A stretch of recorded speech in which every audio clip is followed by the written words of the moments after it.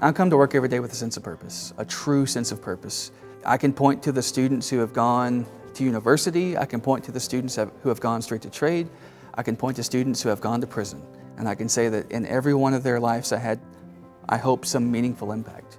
And so going to work every day knowing that my temperament, the way I treat a student, the way I respond to criticism or to someone on their phone, knowing that that can shape who they are, knowing that can shape our community eventually, like that's a big weight to bear.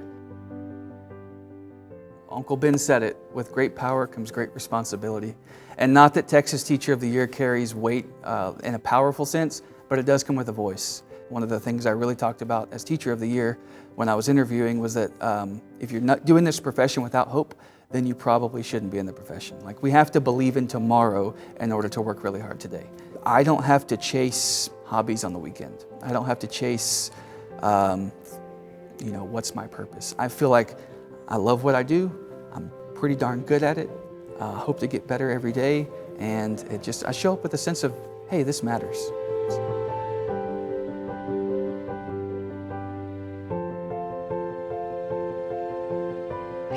This part's going to become permanently installed, right? So that's another thing you have to watch out for. So this is my 12th year in education. I started out as a physics teacher and an IPC teacher. And over the course of my years, I've taught across multiple sciences, and I've taught alternative education where we had a big emphasis on restorative practices, and then got a call one day to move school districts and teach this rockets thing. And so 5 years later, I'm here teaching rockets full-time, and we have a 3-year program that I'm super proud of. Sophomore year, we try to launch a 1-pound payload to 1 mile in the air. And so we start the year with the basic physics and math, learn on small scales what a rocket is, and then they attempt that mission. The component team I'm on is payload. So I've kind of taken charge of building a container for our payload and picking what we're going to send up into the air 1 mile. I've been working really closely making 3D models of containers and figuring out different mechanisms of how we're going to be able to remove it. So we're sending up lavender 1 mile in the air to see how the pressure and temperature change will affect it, and then having a ground test to see the changes. The junior year mission, they will attempt to break the sound barrier, so go really fast above Mach 1, and then stay under a ceiling, so go really fast and then slow down really fast. So that's a pretty tough mission, and that starts them into some computer coding, a lot more handmade parts, a lot more meetings and reviews with places like NASA and SpaceX. And then senior year, we attempt a world record. So we go out to White Sands Missile Range and we attempt to build and fly the high school hybrid world record rocket. We are all members of the Goddard Rocketry program here at Brazoswood, and this year our mission is to calculate, design, and fabricate a rocket that will reach 50,000 feet in altitude while carrying a scientific payload.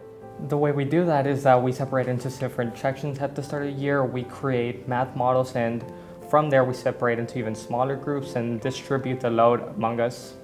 Once we have a final design, we will go to the White Sands Missile Range up in New Mexico and launch our rocket.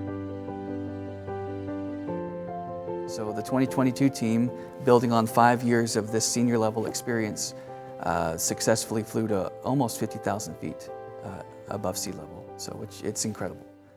7, 6, 5, 4, 3, 2, 1, 5.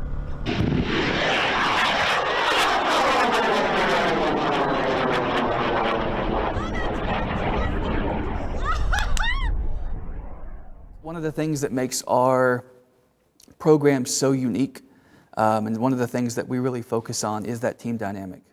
And it's how do we make sure that we're still good humans in the midst of being engineers that disagree with each other? How do we make sure that when we disagree that we can do it in a healthy way and we can learn from it? And so that ties back to my years working alternative school, working restorative practices, and being in circles to where we had conversation, trying to get to the root of who we are and what we're dealing with and how do we deal with it in a healthy way. You know, a lot of times we point to certain groups of kids and we say, these kids have problems and these kids need help. The truth is, we all have problems and we all need help. And I think being able to recognize that we are still teenagers in this room, even though we're attempting crazy things and trying to build world record rockets.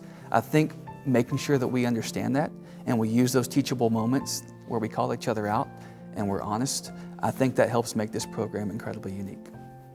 My favorite thing about the facilities and the program that we have is that there's such an opportunity there to work with your hands and actually put some physical knowledge behind everything we learn in school. I like staying on my toes. I don't like sitting for long. That's just who I am.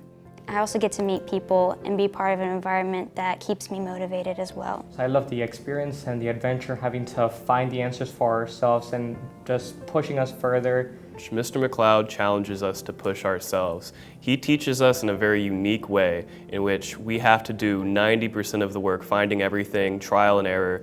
He teaches in a very collegiate level that not a lot of other teachers do. And I've learned more in this year about mechanical engineering and researching than I have in 4 years of taking basic engineering courses. You know, as a public educator, I have your students' best interest in mind, and that I'm not trying to push them to be a certain person or a certain type of individual, but that I want them to be the truest form of themselves. It's like Dr. Seuss says, right? There's no one youer than you. And so if we can build strong workplace skills, if we can set a strong foundation for a young adult and let them explore how to be a good community member, how to be a good team worker, how to communicate effectively, and most of all, how to be a good human, then I think I've done my job.